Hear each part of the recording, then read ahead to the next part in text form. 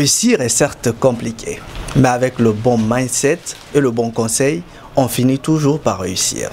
Bonsoir à vous et bienvenue au compte de ce nouveau numéro de cette émission Les gens qui bougent. Comme vous le savez, cette émission vous permet de réussir. Être fidèle à Guinée 7 nous donne chaud au cœur. Merci de le faire à chaque moment. Nous avons aussi ce soir un invité de taille qui va nous dire comment réussir. Si vous avez vos blocs-notes et vos stylos déjà, c'est une très bonne chose puisque notre invité, on va découvrir son parcours, mais aussi comment il fait pour pouvoir s'en sortir dans l'entrepreneuriat.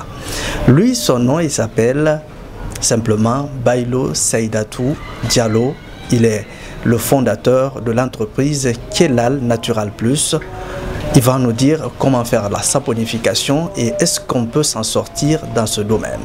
Si vous êtes amoureux de ce domaine, regardez cette émission jusqu'à la fin. C'est le moment désormais de tirer quelques mots à notre invité.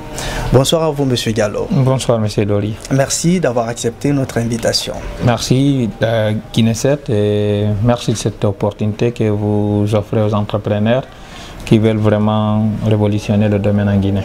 Alors, vous avez des conseils à donner à tous ceux qui nous regardent ce soir, puisque, je le rappelle, vous êtes entrepreneur dans la saponification et vous faites également d'autres choses desquelles on va parler, parce que vous êtes également dans la pâtisserie. Donc, l'entrepreneuriat, est-ce difficile ou est-ce facile? On va commencer par cette question. Bon, je crois bien si c'est facile, tout le monde va pouvoir le faire. C'est très difficile, mais certes, ce n'est pas impossible.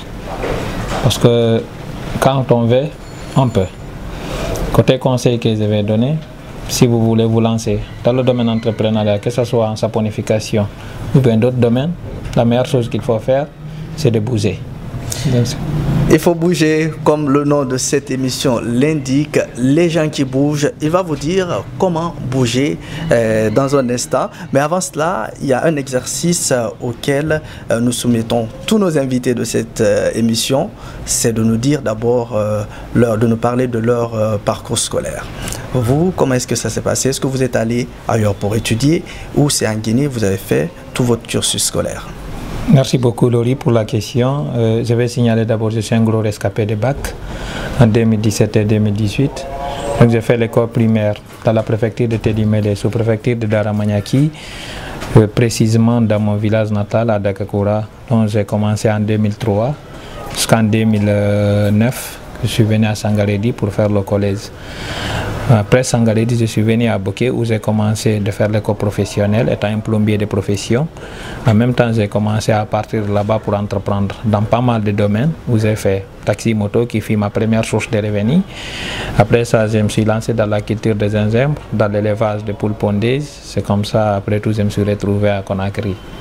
En 2021. Vous vous êtes retrouvé à Conakry, mais vous avez rappelé tantôt que vous avez été cultivateur de gingembre, vous avez fait également mototaxi. Pourquoi vous n'avez pas continué dans ce sens, mais aussi pourquoi vous passiez de domaine en domaine? Est-ce que c'était parce que vous vouliez avoir assez d'expérience ou bien c'était à pas du gain? Bon, c'était pas une question d'avoir une expérience parce que pour moi, je pensais que tout était facile. Et dès que je commence, que je rencontre des difficultés, j'abandonne. Donc c'est comme ça que j'ai abandonné la culture des gingembre, c'est comme ça que j'ai quitté dans le domaine avicole. Pour taxi moto, c'est avec ce même métier que je suis venu à Conakry. Donc ça, c'était déjà une passion. Parce que pour moi, au tout début, je pensais que si toutefois je ne fais pas le transport, c'est que je ne vais pas réussir ma vie. Donc je suis venu à Conakry en tant qu'un conducteur de taxi moto. À quel moment cette idée de se dire sans le transport je ne vais pas réussir, à quel moment cette idée est sortie de la tête? C'est lorsque j'ai commencé la saponification en 2022. Donc j'ai fait ma première production de savon le 14 mai 2022. Et l'objectif que je me suis fixé à partir de là, parce que là même j'avais des doutes, est-ce que ça va marcher, est-ce que ça ne va pas marcher. Mais vu que c'est le savon, je sais qu'il est indispensable, il est même le deuxième produit le plus consommé. Après les produits alimentaires, j'ai dit certes ça peut marcher. Donc je vais être mon premier client. Et maintenant je ne veux plus acheter le savon à partir de là où j'ai investi des millions pour me former dans ce domaine, il est hors de question que moi j'achète le savon ou bien même la famille. Si toutefois elle va acheter, ce serait le savon que moi-même je vais fabriquer. C'est à partir de là l'idée est venue. J'ai fait un premier pas, comme je l'ai dit tout à l'heure, j'ai fait ma première production de savon le 14 mai 2022. Et de cette date à maintenant, là, je ne me suis pas lavé avec le savon de quelqu'un. En dehors de ça, Tchelal Plus fait partie aujourd'hui des savons locaux les plus consommés en Guinée. Et c'est forcément un modèle de réussite dont vous êtes en train de nous parler. Mais avant cela, vous avez choisi quand même de vous former dans ce monde de la saponification. Pourquoi il y avait assez de domaines dans lesquels vous aurez pu partir, assez de secteurs, l'agriculture que vous aurez pu peut-être recommencer à travers, peut-être pas le gingembre, mais à travers d'autres choses. Mais vous vous êtes dit de vous former avant de revenir dans la saponification. Est-ce que vous avez au préalable un amour pour ce domaine? Je crois bien si je parle ici dans les autres domaines, c'est le cas de la culture des gingembre et de l'élevage des poules, c'est parce que ce n'était pas une passion. C'est le domaine qu'on m'a proposé. Mais côté saponification, c'est moi-même qui ai pris l'initiative de me former dans ce domaine. Donc l'idée m'était venue depuis 2016 où chaque fois dans des collectivités où j'évoluais, on me demandait qu'est-ce qu'on peut faire pour apporter s'il faut quelque chose aux femmes de village ou bien aux femmes de la localité. Moi, je parlais toujours de la saponification. Malheureusement, à l'époque, je ne connaissais pas quelqu'un qui pouvait aller former ces gens-là. Et moi, je n'avais aucune idée sur comment fabriquer un savon. Donc, lorsque je suis venu à Conakry, j'ai eu l'occasion de me former dans ce domaine de la saponification. J'ai dit ça, c'est ma passion, donc je dois me lancer. Alors, Tchelal Plus, quand même, aujourd'hui, c'est la production, c'est la formation, c'est le suivi. Vous faites beaucoup de choses, on peut le voir derrière nous. Vous faites des gels douche, vous faites des savons et tout ça. Dites-nous un peu comment c'est venu, qu'est-ce qui est venu en premier? La production, la formation, qu'est-ce qui est venu en premier? J'ai commencé d'abord par la production parce qu'au tout début, il n'y avait pas quand même l'idée de donner la formation. C'est après que j'ai consommé, j'ai vu que le produit il est hyper bien. Et c'est certains même de nos consommateurs qui ont sollicité qu'on les forme en saponification. Et nous, on est des entrepreneurs. Des fois même, c'est nous qui créons des opportunités. Mais si toutefois l'opportunité vient vers toi, la meilleure des choses qu'on peut faire, c'est de la saisir. C'est de là l'idée de la formation est venue. Sinon, au tout début, c'était juste la production et la vente des savons qu'on faisait. Il y a cette question qui éveille ma curiosité. Vous êtes quand même vous-même producteur. Bien sûr. Vous faites la formation, après, c'est comme si vous créez vos concurrents. Cela ne vous inquiète pas? Est-ce que ce n'est pas inquiétant en matière d'entrepreneuriat? Bon, c'est une idée qui tracasse pas mal de personnes. Penser quand on forme les gens, on est en train de créer nos concurrents. En Guinée, aujourd'hui, la consommation de savon est beaucoup tournée davantage vers les produits importés. Donc, je vais même dire les 98% des savons qui sont consommés en Guinée viennent de l'étranger. Bien que nous disposons de toutes les matières premières pour pouvoir produire un savon en Guinée qui soit consommé sans qu'il n'apporte aucun effet secondaire, mais que cela ne tienne, nous consommons beaucoup ce qui vient de l'étranger parce que nous sommes en manque de producteurs.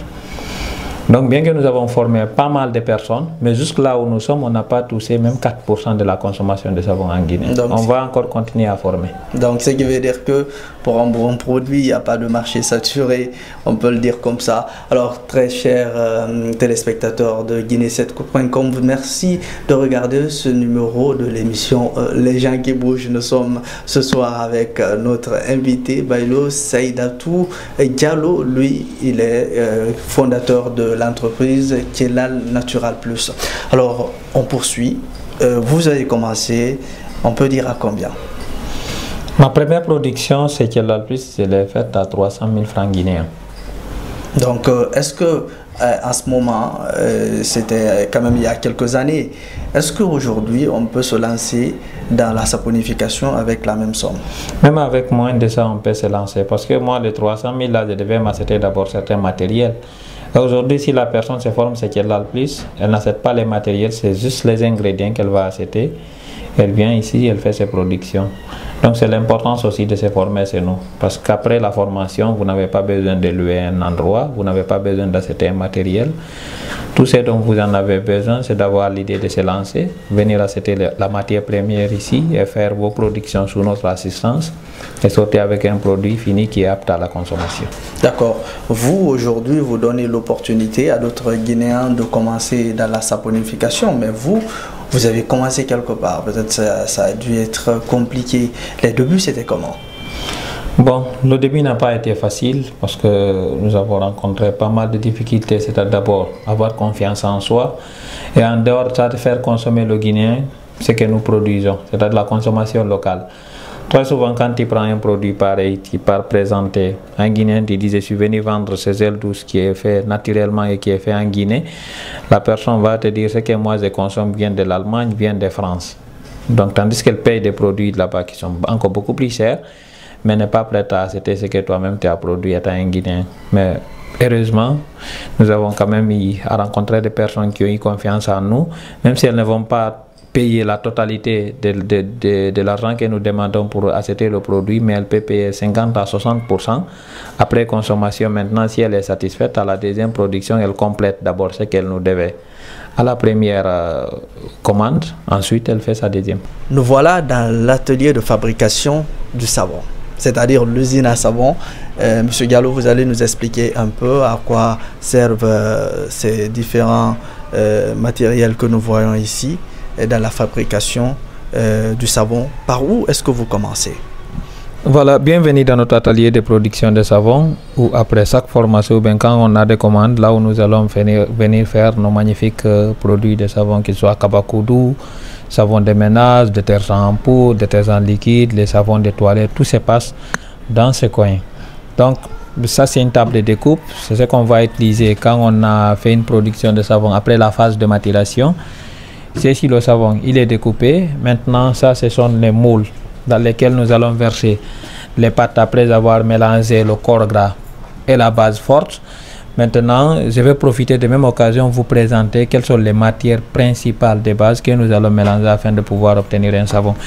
Ici, dans ces petits fils, nous avons la base forte, c'est-à-dire la solution de la soude caustique qui est très souvent enseignée à l'école, mais fort malheureusement qui n'a jamais été pratiquée. On parle très souvent de la NaOH mélangée dans l'eau, ça donne Na+, plus OH-. C'est ce qui est là comme ça.